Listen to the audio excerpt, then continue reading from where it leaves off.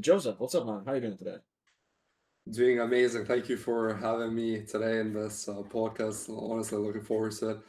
Definitely a lot of interesting conversations to be had here. Hell yeah. So, how would you introduce yourself to someone who maybe doesn't know you yet? Yeah. So I would introduce myself as basically a completely random kid who used to not know anything about business as a 17-year-old. And in the last 4 years, completely changed my life thanks to entrepreneurship and this whole world here.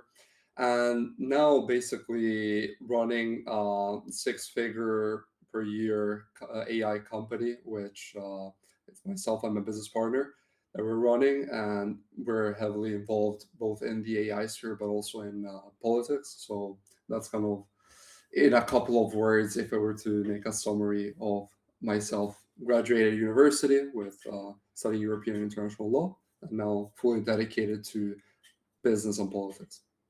That sounds interesting. I want to get into that soon. But before we get into Absolutely. business, I want to start from the beginning. What was your childhood like? How did you grow up? Yeah, so when it comes to my childhood, very traditional. Got an Albanian mother, an Italian father, so already from my mother's side, very very traditional. But as I briefly hinted to it before, I didn't really have a vision for my life when I was younger. Now I'm about to turn 22, and it's a bit cliche, but thanks to Andrew Tate, he red pilled me when I first started out when I was still a kid, and with that, basically everything changed. Now I got an opportunity to even, in this case, to get closer to God through religion, but. Yeah, the first seed kind of was dropped by him, and then the rest is all history.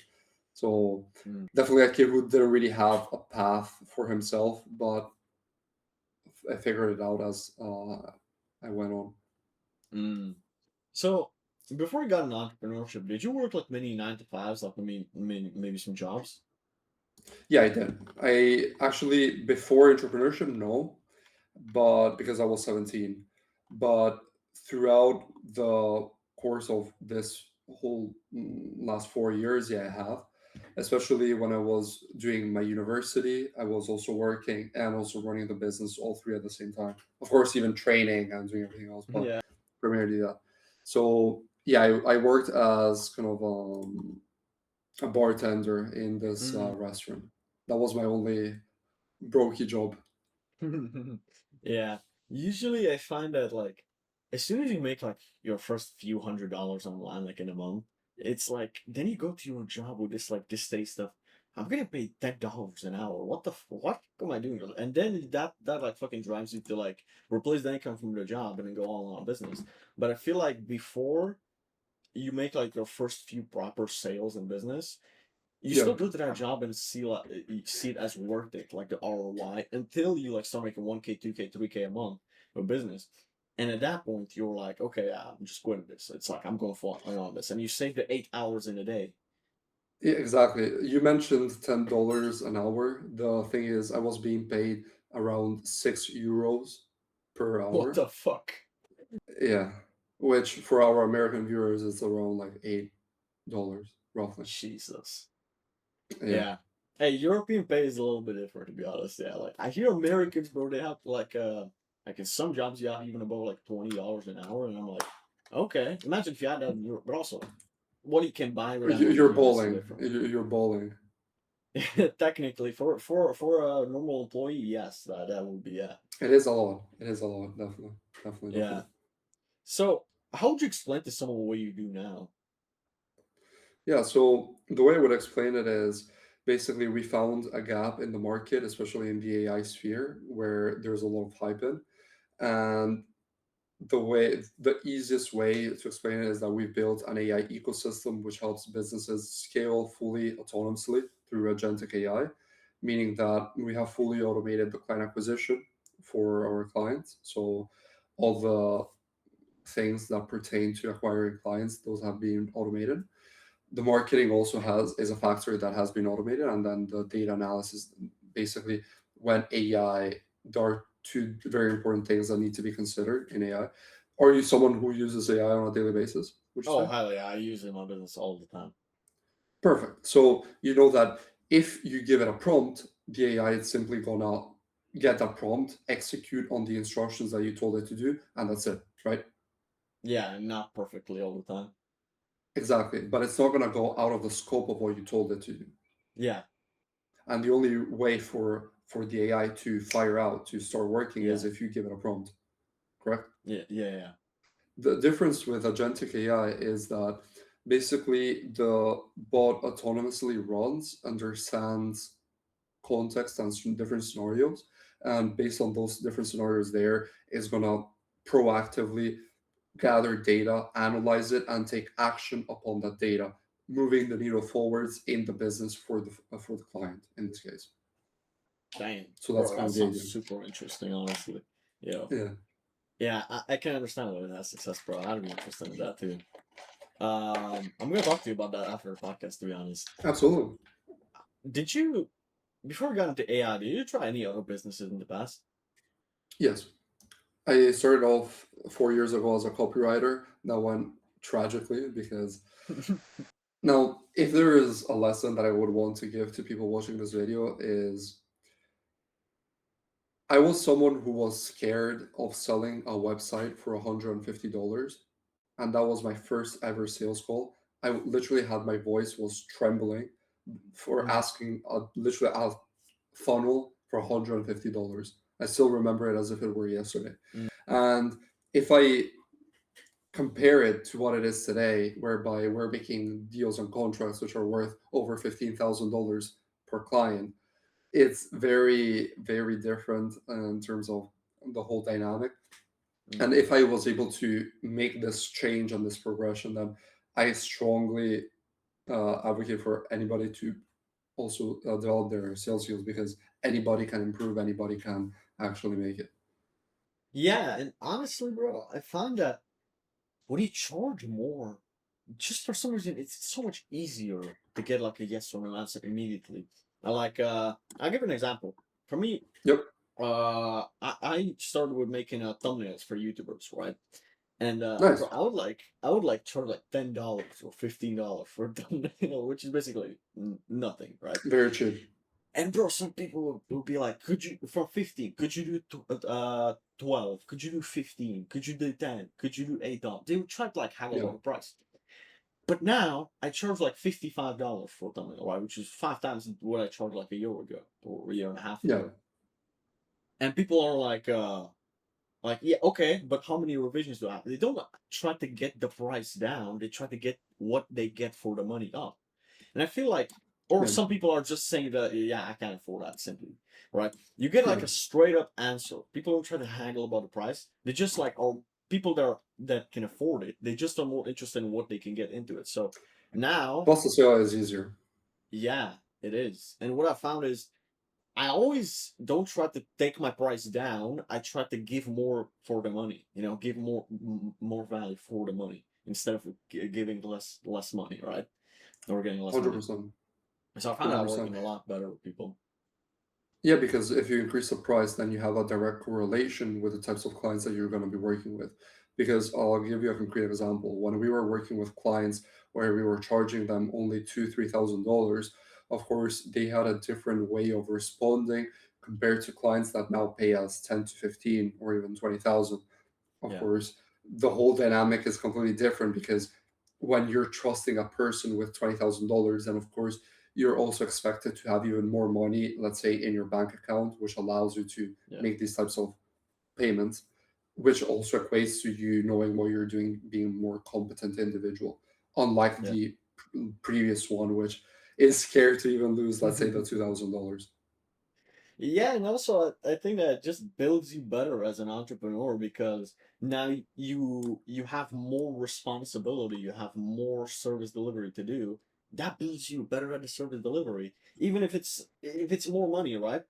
You have bigger responsibility, so you're more serious about this client because like, hey, if 100%. if he doesn't like the service, bro, I can just refund him the money, right? But if let's say that's a service that takes like weeks to get done, right? You spend the money that he already paid you, and then he asks for a refund.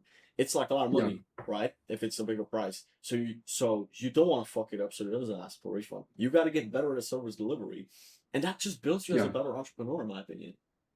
100%, 100%. Yeah. Completely. What would you say were like your biggest mistakes when you got into AI? That's the first time someone asked me this. I would say, underestimating how quickly things could change. Because I remember how we found this opportunity in the sort of September. We built all the whole infrastructure. It took us a couple of months. By the time we finished building everything, AI had already evolved and shifted. And I remember in January of 2026, everything changed.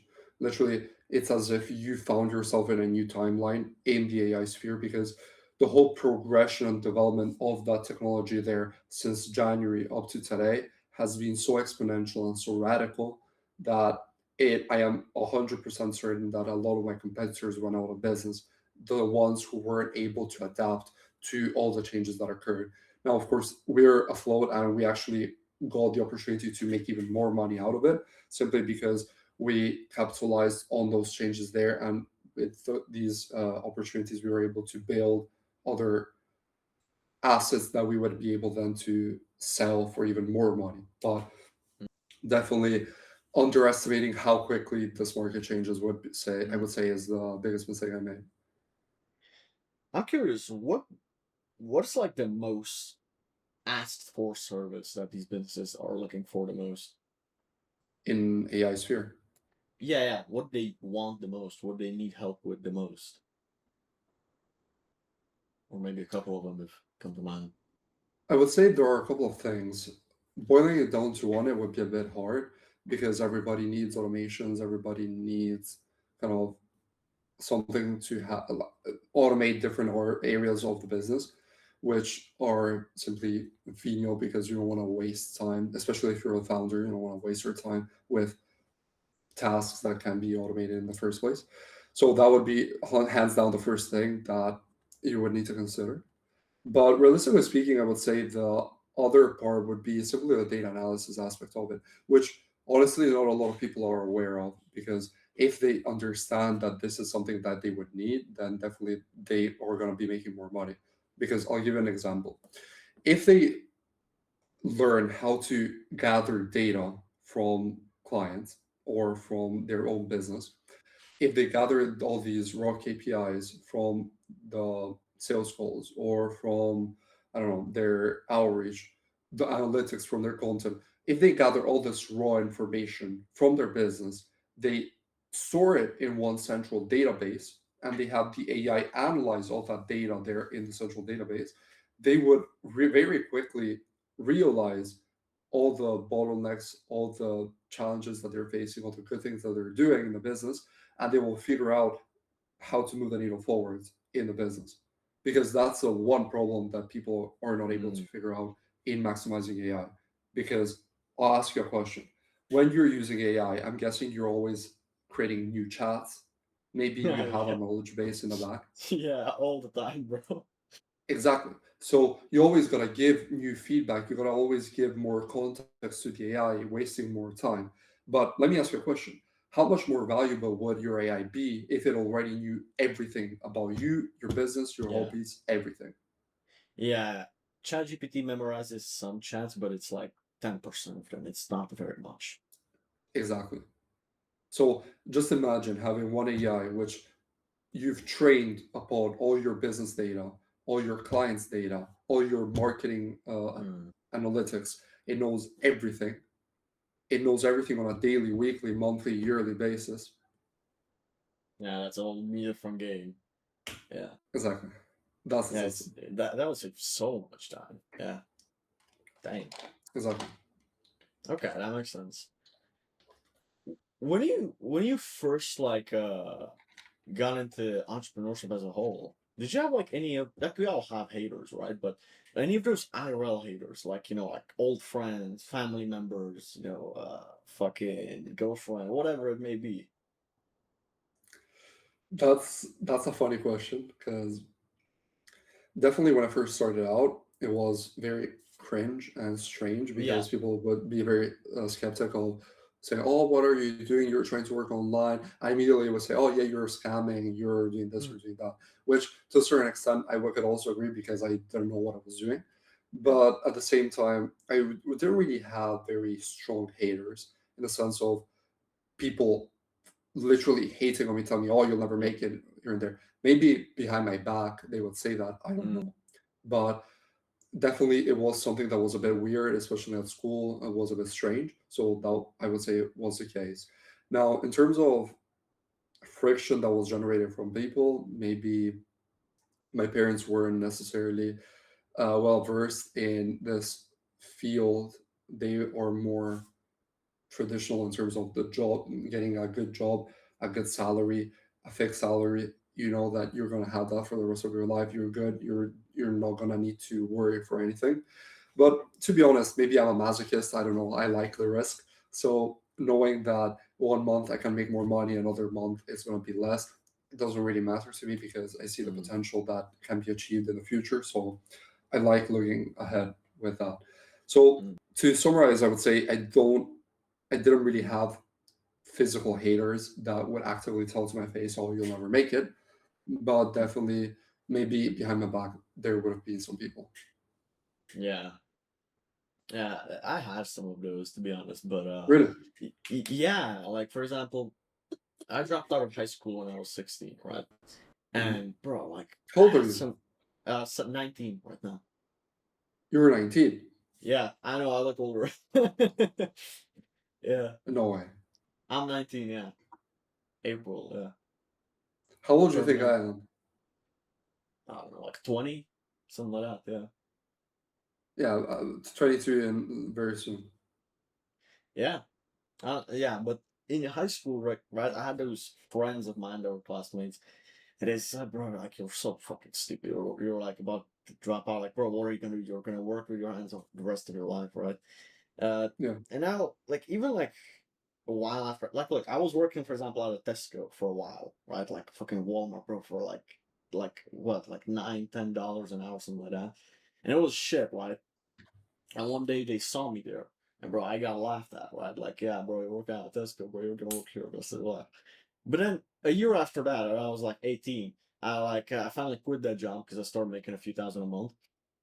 yeah, And they like one of them like texted me like, yo, like what where are you working, etc. Like just like wanted to chat, right? They wanted to find some shit ammo to shoot at me, right? Basically to talk shit about me. And I said, yeah, man, I'm making thumbnails for YouTubers, and I'm doing pretty well right now. What about you? Right? And he didn't reply to that. Left out on scene. But ever since then, I still see that guy every now and then like my stories or looking at my stories. And it was like the guy like he was looking for something to tell me that I was wrong and he was right.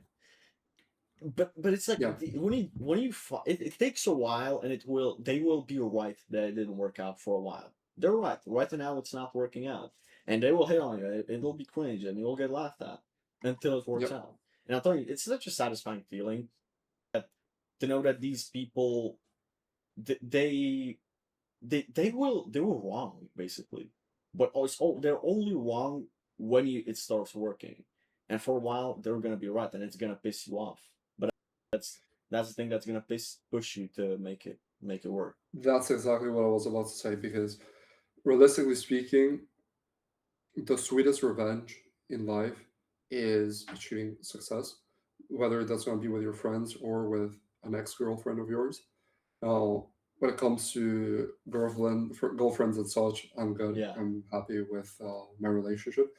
But what I can say is definitely as a principle, getting revenge is a bit dumb. The best way for you to get mm, revenge is if you work even more harder on yourself, improving even more, developing every single area of yeah, your life, becoming a Swiss knife, which is becoming like literally a polymath, and by Yeah, doing so, achieving more success. That's where they're gonna see the lost yeah, potential that they could have also achieved if they were with you. yeah. And you know what? This whole time, I wanted to prove them wrong, and I thought it would be so satisfying. But honestly, it's not as satisfying as I imagined it to be. It's like, yeah, but like they got their own lives. They don't care. Like they talk about you for 5 minutes and they Yeah, go back to their life, whether it's positive or negative. It doesn't really matter. So the yeah, revenge isn't as satisfying as you think when you're seeking it. But at the end of the day, it's when you finally start feeling just like happy that you made it, not that you proved someone else wrong, that satisfaction lasts a lot longer than satisfaction from revenge. And I feel like the seeking revenge is like such a low frequency. Like you genuinely you're in this negative, like you're doing it for someone else basically. yeah, So I like that my first girlfriend, right? She cheated on me with two Ukrainian guys. Like, bro, that fucking hurt. And bro, I was like, nah, bro, I wanna make her regret it. And I'm like, yeah, now 3 years later, I'm looking at her. She got some boyfriend, poor guy, right? I'm like looking at him. I'm like, hey, if she's happy, like who cares? It's like it doesn't hurt me anymore. I don't actually like kind of like hope that she's happy, whatever. But it's yeah. but I didn't feel that like 2 years ago, 3 years ago, and I feel like that's just the point where you gain happiness from your own success. You stop caring about making someone else angry at you or happy or make them Yeah, regret losing you or anything like that. completely agree. Yeah, but you don't not see that in the moment. And I understand like young guys that got heartbroken and want to prove them wrong. I understand that, bro. If that energy is what pushes you to make it, bro, for a while, bro, think about them negatively. But when you finally do get the revenge you were seeking, it won't feel as good as you think it would. But that's okay. But you get the side benefit of having leveled up yourself. It's gonna take maybe 5, 10 years, but definitely when you Yeah. compare the two lives, she's gonna Yeah. realize what she lost. Yeah. Or maybe sometimes people don't realize it at all. They're just like not thinking about it at all. And honestly, like I Exactly. find that people really don't care about other people's lives that as much as you think they do. And I figure out that whether you do well or bad in life, your parents might care, but every other ex-girlfriend, friends, whatever, they don't care. So it's like You're not that if you special. yeah, exactly. Basically. Now 100%. I'm thinking, oh, there's so many like, I've tried to help some friends, right, or like my cousin or someone who's like start editing or doing something, right, and but if they don't want it themselves, any advice you give them, they won't implement for more than a week, and that always used to piss me off. Like I'm putting energy into this person, trying to teach them something, and they don't use it. But I'm like, if they really wanted, they would find the information themselves on the internet, right? So my question is, why do people quit after a few weeks, bro? Why do you think that people ask for advice, but then they don't implement it? They waste someone's time. They don't have that drive. They don't care as much. Because they're lazy. Because if they really cared all their success, they would do anything in their power in order to help themselves out. Mm, So that would be my simple answer. Now, of course, it depends really on the different circumstances, on the different nuances. But at the end of the day, if you find yourself in a tough situation, if you find yourself that you're mm, poor or you have a problem and you don't do anything to fix that, then you're lazy or you're mm, arrogant. It's one of the two. mm. Yeah, yeah. That Because that realistically makes speaking, you're not dumb. Because if you were dumb, yeah, then you wouldn't realize that you have a problem in the first place. yeah. This is one thing that I figured out when I started my agency is I went from outreach to more referrals, and that's how I get most of my clients now. Is usually I Really? ask my clients to like put me if they could put me like in description of their video, right? And I get like DM requests from some smaller YouTubers that are interested and they're asking for advice. When I did the Yeah. outreach, I'm like reaching out to someone who isn't even interested in the service that much anyways, so they're not willing to pay as much because it's not so much of a pain. But when they reach out to me, it's like, bro, they want the help, right? Basically, so they're interested. Now the price and everything, that's a whole different topic, but the problem is there and they're willing to fix it. So I never try to push entrepreneurship onto someone that doesn't care about it as much. Only if they ask for advice, bro, I'm willing to give it. or the little Yeah. things I know. But I never like tried to teach someone something that doesn't care about it, you know? If they're happy in their job, good on them. 100%. Yeah. I mean, it's not made for everybody, realistically speaking, Yeah, because yeah, somebody can make it.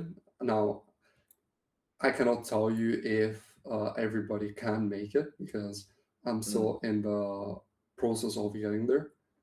But definitely, I strongly believe that if you put hard work and dedication, yeah, it's definitely gonna push you closer to getting achieving your objectives, whether those are monetary or whatever, than someone who has talent and simply half-asses their yeah. tasks.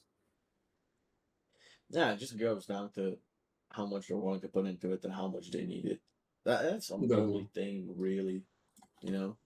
If someone like just wants to make some extra money on the side, they're gonna quit as soon as they run into some big problems. But a person that needs to make this work, they will find eventually a way. Like it'll take time, but they won't quit with the failures, the no's, the Yep. rejections that they get. They still will keep going at it. So Yeah. yeah, that's pretty much how people work in entrepreneurship, in my opinion. What would you Yeah. say? Because as an entrepreneur, obviously you got to take a lot of risks. That's like one of the things that you invest in a coaching program or in a service, and you don't know if it's going to work. That's a risk, man. But it's a risk worth taking if it's important to you. What would you say was the biggest risk you took in the last year, let's say, a year or two? In the last year, well, in the last year, I would definitely say investing $12,000 in a course Mm, was the biggest risk, and that made me realize that I'm sick and tired of having to spend money or actually, I'm sick and tired of that feeling of having to put my trust in someone, not knowing if they're going to fulfill mm, their end of the bargain, yeah, because the whole idea of that, or sorry, that idea that you have that feeling of hope that you have before making that payment, mm, it's undescribable. You think inside your head, oh, maybe this guy is going to be the one that's going to help me yeah, solve all the problems in my life. You give them your money simply to have the same outcome every single yeah, time.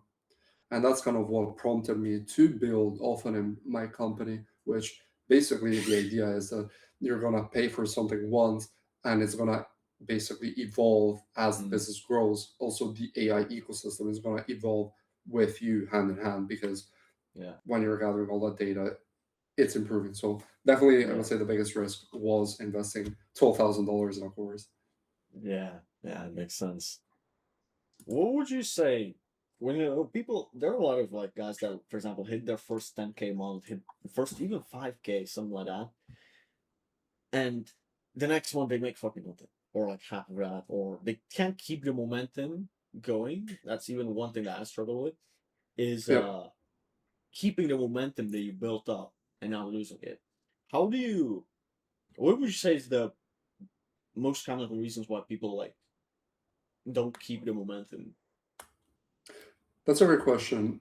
The reason is because money is simply a lagging indicator of the tasks or the actions that you take in the past. Meaning, the things that you do today will impact when you will get paid, Hmm.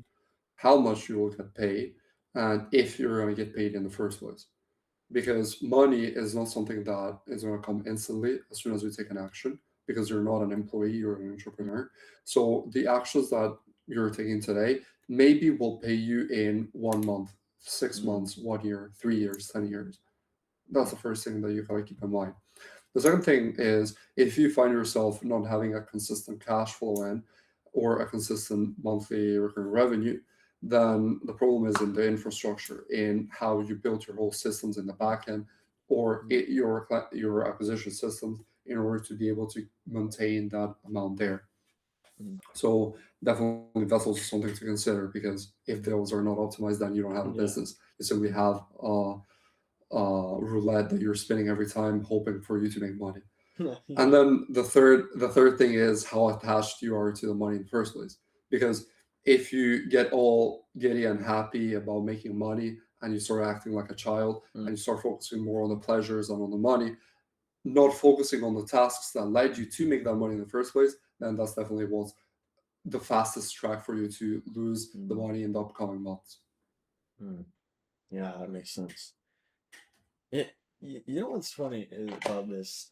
When I made my first few sales, like I said, get a client for $150 a month retainer, I was jumping in my room with excitement. And now if I close a client for like a 450, $500 a month retainer, which is like twice, three times the amount, it's like, Yeah. okay, W, I made a set. Okay, now, okay, let me look at my task list. What I got to do next? It's like, it's like I'm happy, but like for a minute, it's it feels a lot more normalized. The dopamine from it is not as high as it was, even though it should be, but it's more because it's more money. It's often not, and I feel like that stability is kind of what keeps you making the right decisions. If losing a client doesn't make you fucking all angry and sad because you're not dependent on that client, then that's how you will go into every sales call, for example, with a lot better energy, you know? But then let me ask you a question. Why would you reckon then you mentioned that you don't have a consistent cash flow? Why would you say that is the case? Oh, no, not, well, I'd say like, it's consistent in the terms of like maybe I lose like 10, 20% some month, etc. It's not like, bro, I lose half my income the next month. I don't, that Oh, doesn't happen to me anymore, which is okay. good. But I would also say that my service is always like more like short term because a lot of YouTubers they want to change their whole style. They want to go to raw videos. They want to try AI. They want to try a professional thumbnail designer. They want to try all these different things. So usually like I don't like get like a whole half a year retainer. I get like for a month, right? And for monthly retainer, 1 month they do well. Maybe they get shadow banned, so their videos do worse. So it's like it's a more short term service, so I'd say that fluctuation, that's a part of the fluctuation. But it's also that I also get a lot of like new clients through referrals, through them putting me in their story or if a video gets 500K views and I'm in the description of the video, I'm gonna get like 10, 20 DMs like in the next like week.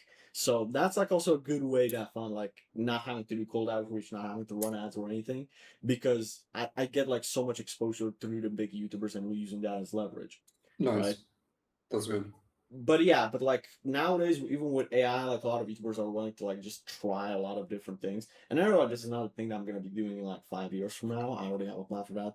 But yeah, I'd say it's mostly because it's a short-term service. Like even video editors, they don't edit for someone for like 5 years. They edit for someone for like a few months, and they try someone else. They try raw videos, they try different style videos because YouTubers always are trying to experiment with new style of content, right? Yeah, I agree. I agree. I agree. Yeah, I'll say that would be the main reason. But I've done really a lot better at making keeping it more consistent lately. So in the last like half a year or so, um, I'd say that's a good. But it's not through retaining someone for like a year or two. It's more through replacing the client with another one within like days. And I'd say that's the thing that's saving my ass a lot of times. Yeah, that does make sense. Yeah. When you start making good money, did you notice like people like treating you different, like maybe old friends or people from your life that were with you when you weren't successful, and then they saw that if you see any like changes in how they speak to you, etc. If you see very big changes, it means that your friends weren't good in the first place. Mm-hmm. I would say there was a very slight change in my group of friends because since I was younger, I always had a very tough, uh, and I was very strict with who was my friend. But I would say naturally it did change with the friends that I was a bit not as close with them, but with the ones who I was the closest, nothing changed. Basically Mm-hmm. nothing. But I would say the only thing that changed the most was with the ones who I was a bit more distant with. Mm. Yeah. Yeah. Yeah, that makes sense. But honestly, I still think that it's kind of like human to treat people slightly differently based on where they are in their life. Like bro, like your parents would treat you differently if you were, you know, in their house. They were like paying for everything, etc., and you weren't doing nothing in your life and playing video games. Than when you're a successful business owner.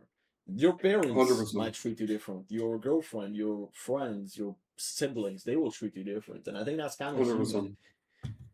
I just say, yeah, when you see like someone being like a lot more fake, like always trying to do favors for you, but they would never do LARPing. that before. Yeah, Yeah, yeah, it's like how much of a change. I'd say that would be more like it. definitely. I would Yeah, how do say, you go ahead? yeah, I would say I like the analogy that you made of the parents, Hmm. because definitely I see that also happening to this day. There was a very important change since Hmm. the last 4 years. So yeah, I didn't really think about that. That was a good point you made. I was thinking more of the friendships, but even more in the more personal life, that also does apply. I'd say especially fathers, at least my dad, like they Yeah, respect you a lot different when as a man you're able to take care of not only yourself but even like a girlfriend. Maybe you're able to help your parents out. It's like there's yeah, it's like validating for them because you're their child, so it's like I've done a good job as a parent, even though a lot of the times honestly, if they would rather you work a job before you were an entrepreneur, let's say, and they say, no, no, 100%. only rich people are evil and stuff like that, but then they see you and it works out and they love you and they like change their whole Yeah, perspective on entrepreneurship. Or yeah, like old friends saying, put me on, bro. Like, you know, like that yeah, kind yeah, of yeah, stuff. definitely. Yeah. I'd say people are skeptical about your entrepreneurship and they have someone that makes it in their own life. That's going to change the perspective on that. But the majority of people don't have someone like that. Yeah, Yeah, but it must be like as a parent, it must be a really good feeling knowing that your child is doing 10 times better than you and you're proud of it. Like your dad is probably the only person in the world only man in the world that wants you to do better than him, you know? yeah, definitely. So He's I would definitely the never, only man. yeah, yeah, yeah. I would never take it like personally if he changed how he acts because honestly, I know that he just is proud of me. That's the only thing that's changed pretty much. Yeah, How do you, 100%.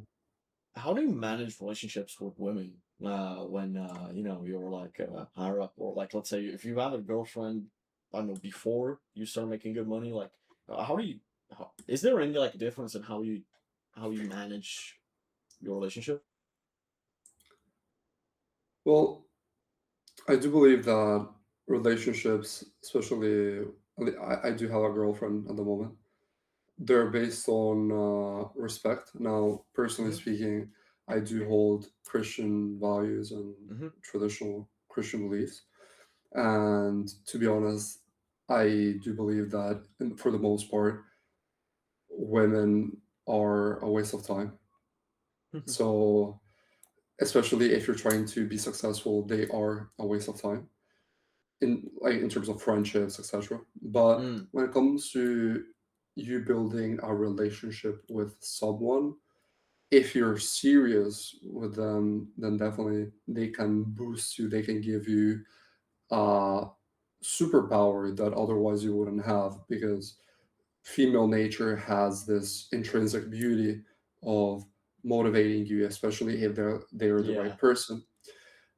Where otherwise, if you had the wrong woman, it would only backfire, make you more lazy, more Hmm. slothful, more simply not the person who, not an ideal individual who is not achieving their best version of themselves. Yeah, yeah, that makes sense. I would say a lot of guys, and this stems from a lot of people like Andrew Tate, etc. Which look, I respect the guy absolutely. Um, I've just grown apart a little bit with a lot of my Yeah, opinions, but definitely like he helped me a lot in the past. yeah, So I'll credit him. However, I would say that a lot of guys like the feeling of a girl like being dependent on them because that's when she's gonna be on the best behavior. Because if she needs you, let's say you pay all the bills, she lives with you in a different country, she needs you, right? But that's not like honest in my opinion. Like let's say Jesus Christ gave us like free will to love him. We can choose be atheists. We can choose to be to hate Christianity, etc. But he gave us the freedom because that's true love when we choose to love him. We're not forced to love him. Yeah. And I'd say it's the same with a relationship. When the girl, like let's say in the beginning, let's say, she doesn't need you, like she can go live with her parents, she can survive on her own, but she chooses you and believes in you. Even if she's dependent on you in the future, she was with you when she didn't need to. That's when you know that she truly loves you, in my opinion, because she had other options, but she still chose you, right? Yeah, I mean, I can give you an example. In my specific context, she is a university student. Probably Mm-hmm. she'll be watching this video in the future when it comes out. So, but definitely, she is a university student studying medicine, Mm-hmm. and realistically speaking, she doesn't need me. Actually, maybe I'm more of a distraction for her because I'm taking away time that she could be otherwise studying for exams. But definitely, I do believe that dependency in modern terms is viewed as a bad thing. Mm-hmm. I would view it as a good thing if positioned in the right scenario. Meaning, when you're married, you want to be dependent on your spouse, on your partner, Mm-hmm. because males and females are very different in nature. And I want to be dependent on my wife, especially when it comes to raising my family and raising my children, as she can be dependent on me in being that rock in the family, which is able to sustain any sort of issues that may occur. So there needs to be this mutual dependency, because personally, as I mentioned, holding these traditional Christian values, I do believe, specifically Catholic, I do believe that the biggest form of love is to serve. And to serve the other, it means to remove yourself for the good of the other person. And that in turn also creates a bit that dynamic of being dependent on them, because I want my wife to be dependent on me, having that trust given to me, because Mm-hmm. probably you can also relate when you know that someone is putting their trust in you. You have this superpower inside. You say, okay, Mm-hmm. I need to perform. This person is giving everything to me. I Yeah. need to make it happen. So, regardless of what the thing is, whether that's a marriage, a friendship, or whatever, a project, a business project, if someone is putting your trust, giving their trust to you, Mm-hmm. you better repay them well. Yeah. Yeah. I just said when it starts with dependency, you'll never really know if they would have chosen you if they had other options. That's the only thing. Yeah. Hmm. Do you have like someone that inspires you now that you take inspiration from that you look up to maybe? Right now, if you asked me this question 4 years ago and 3 years ago, I would have said Andrew Tate. Hmm. If you asked me this question 2 years ago, it would have been Luke Belmar. Hmm. Today, I would say it has shifted more so in a political and theological sphere. Mm. As a life guide, I would follow Jesus. But as people, they're not necessarily politicians, but some political Hmm. figures that I do respect. Not necessarily because it has something to do with business itself, but definitely, I'll give you some examples. They could be Nick Fuentes in the United States, Mm. or it could be Martin Sellner here in Europe. Uh, some other names for Yeah. security purposes, I will not mention them. But definitely, there are some people. Hmm. Okay. Cool. That sounds interesting. It Mm. always like kind of shifts who you take inspiration from. You're not gonna be idolizing someone your whole life. Maybe Jesus Christ. That's the only person. But Yeah, Uh, because it depends on what stage you are in your life. yeah, I see how I changed from Andrew Tate to Luke Bellmore simply because at the start Andrew Tate was so polarizing, so I was flabbergasted by what I was watching. But then, as soon as Luke Bellmore came in the scene, I was becoming to get more intrigued by his content and what he had to offer. That prompted me to join his network. yeah. And from there, it was simply a domino effect of developing more skill, learning from new people, etc. So definitely that's the Yeah, case. yeah, that makes sense.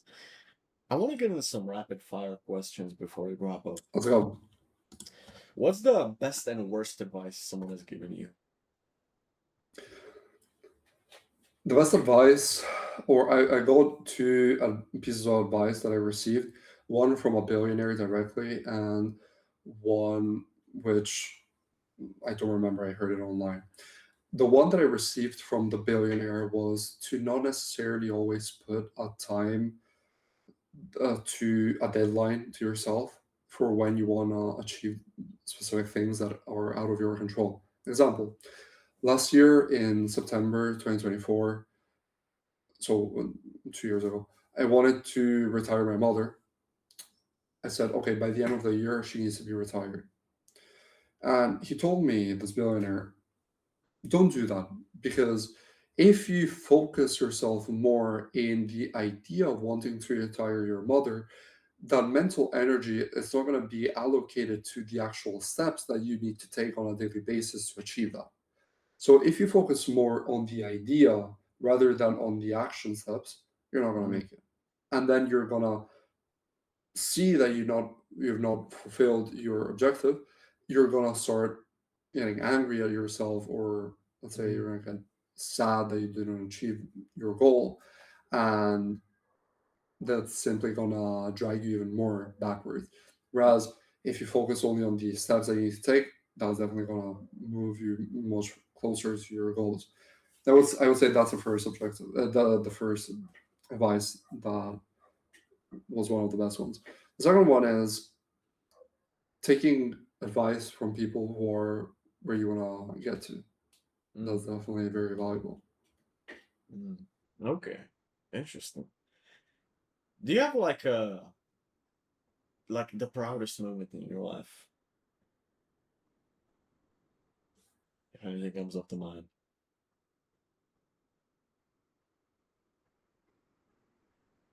The proudest moment in my life,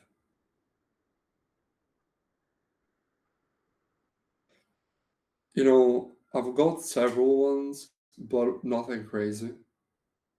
Definitely, I know for a fact it's something that's going to happen in the future when I'll be able to fully retire my mother. That's Mm, going to be the proudest moment in my life for sure. mm, yeah, I'd say that for the So most part. it would be pointless for me to tell you what I've achieved in the Mm, past, simply because I know that nothing will compare to doing that. yeah, I understand that. Yeah, I'd say, and I was on a podcast yesterday with Connor Bloom. He's making like crazy money. He's making like 120K a month, right? He's making like seven figures, and he said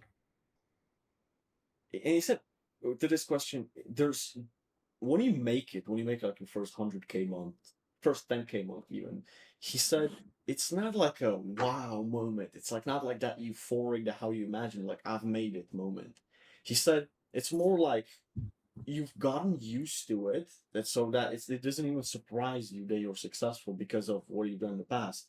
But when you're broke and you imagine that when you're going to be rich you're going to be super happy and you're going to remember the bad days, but when you're successful you might remember the bad days, but it's like this is normal life right now for you and it's not like surprising. And so the proudest moments I would say is something like retiring our moms, right? That's a goal that both of us have, or buying your dream car. Let's say, or buying a house. Those are moments, but making a certain amount of money, unless you make it with crypto in like a single trade, Yeah. it's not gonna be shocking because you went from 3K to 4K to 5K to 6K a month, 10K a month to 15K. it's like you've already built a confidence in yourself, so it doesn't surprise you that you've made it. Definitely. 100%. Yeah, man, this has been a pleasure for me, man, to be on this podcast with you. What's next for you this year? Absolutely. What's next? The next steps are to take this business of an MAI to 100K a month. That's definitely the next step. Then to move even more in the political sphere here in Mm, Italy and in Europe with different policies that we're promoting, again, at a European level regarding remigration and mm, regarding simply, at least in my case, traditional yeah. values and promoting those. So I would say these are the two things that are next for this year and in my life. Mm. Yeah, I love that, man. Especially with immigration. I've been at I live in Czech Republic right now, which is pretty good on this. Like not many like immigrants here, but especially when I've been to Poland for a week, I'm telling you, Beautiful. not a single black person in a whole week in Warsaw, the main capital city. Like it's crazy, and that Yeah, city is so clean.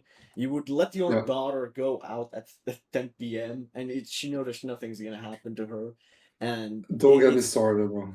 yeah, and it's so amazing. So if more countries could look like that, bro, honestly, it would be so Yeah, Europe would be so much better off. I mean, my objective is what we're working at the moment is, especially at least on my side, is to build the first European network of entrepreneurs who are based, young entrepreneurs, hungry for not only success, but at the same time that want to regain the former beauty that Europe had.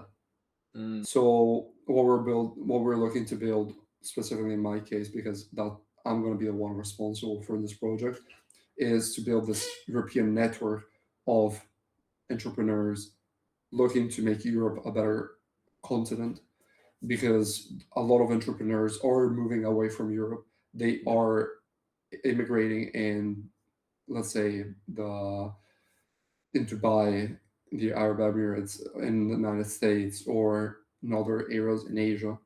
But if all the entrepreneurs are going away, the ones who are mm, actually successful, who have the money, if the brokies remain here in Europe, then how are we ever gonna be yeah, able to finance projects that we believe in, whether those are mm, cultural, political? How are we gonna make Europe a better place for ourselves, for our children, for our daughters, as you mentioned? yeah, So that's something that I want to strongly advocate to all the entrepreneurs watching this video here. That if you do have a passion, a traditional vocation, you have these traditional values, you want to see Europe mm, in a better state because you realize that it's falling down, it's falling into pieces.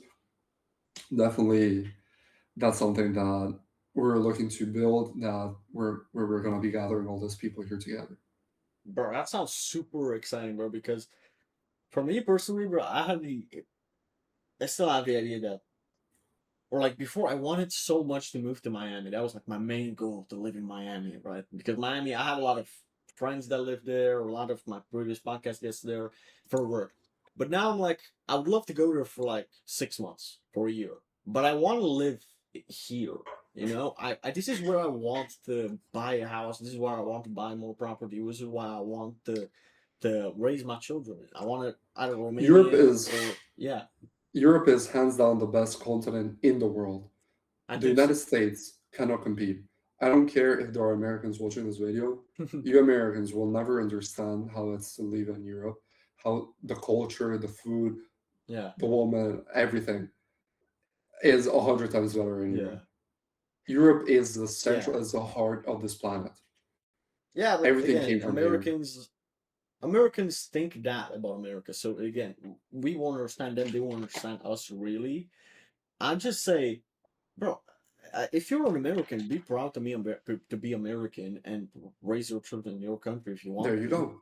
And if you're There you go. fucking Japanese and you love your country, bro, be proud to be Japanese and say that Japan is the best country in the world There you if you go. think that, right? I hate when like guys or people from different countries hate on their country. Your guy from Turkey says, "Nah, bro, Turkey They're is shit. I'm gonna pussies. move to right." Like, look, there are some exceptions. Like, if you live in fucking North Korea, you should hate your country, okay? But aside from exceptions like these, you should like. Why are people like not loving their countries as they used to 50 years ago?